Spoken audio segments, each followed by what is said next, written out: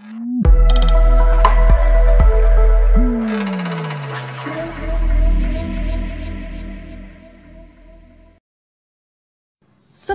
faktor penting yang meningkatkan kualitas training K3 Part 2. Halo rekan-rekan Training Center, apa kabar? Semoga sehat selalu ya. Bagaimana pekerjaan Anda hari ini? Sudahkah Anda mengecek kelengkapan keamanan kerja yang sesuai dengan prosedur? Ya, melanjuti video sebelumnya tentang 10 faktor penting yang meningkatkan kualitas training K3 Part 1. Mari kita lanjut ke Part 2-nya. Jika Anda belum menonton Part 1-nya, silakan nonton dulu ya dengan klik suggestion di kanan atas atau link di description box. Oke, mari kita lanjut Part 2-nya. Membuka ruang komunikasi untuk segala lini. Poin ke-6 dari 10 faktor penting yang meningkatkan kualitas training K3 adalah dengan membuka ruang komunikasi dan melakukan briefing terhadap setiap pekerja mengenai sistem K3 yang akan atau sedang diterapkan, termasuk bagaimana peran ahli K3 di perusahaan. Hal ini bertujuan untuk membangun kesadaran bersama di antara semua pekerja bahwa sistem K3 yang sedang atau akan diterapkan ini membutuhkan kerjasama semua pihak untuk bisa diwujudkan dengan maksimal.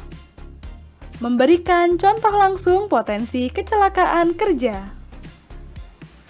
Dalam melakukan training K3, ada beberapa aspek yang akan lebih baik dijelaskan menggunakan contoh langsung.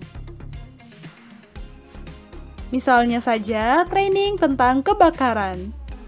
Akan lebih memudahkan bagi peserta jika trainer bisa memfasilitasi seluruh peserta untuk melakukan praktik seperti praktik menggunakan APAR maupun cara melakukan evakuasi yang tepat saat terjadi kebakaran. Dibandingkan dengan hanya bicara teori, metode ini dianggap lebih ampuh untuk diterima peserta. Melakukan pengamatan pasca training K3. Penting sekali untuk Anda yang melakukan training internal K3 di perusahaan untuk melakukan pengawasan atau pengamatan terhadap output dari training yang dilakukan.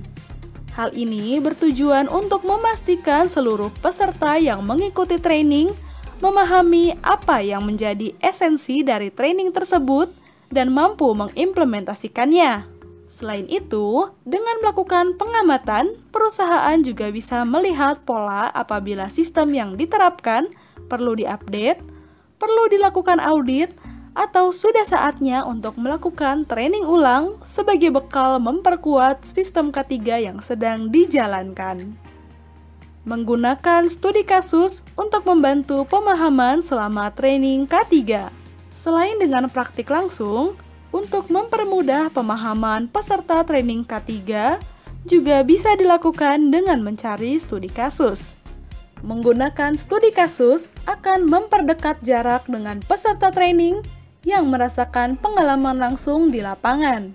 Tentunya, studi kasus yang dipilih juga harus relevan dengan jenis training, jenis industri, jenis pekerjaan, dan beberapa faktor lainnya. Memberikan materi yang spesifik yang berhubungan dengan pekerjaan. Ada banyak sekali materi dalam K3, mulai dari yang sifatnya umum, mendasar, hingga spesifik ke bidang, medan, atau jenis pekerjaan tertentu.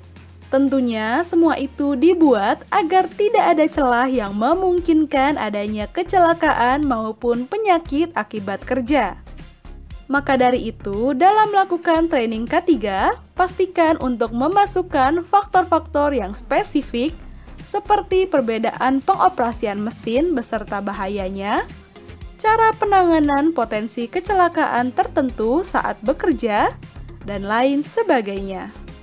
Kini lengkap sudah pembahasan kita mengenai 10 hal yang harus diperhatikan untuk melakukan training K3.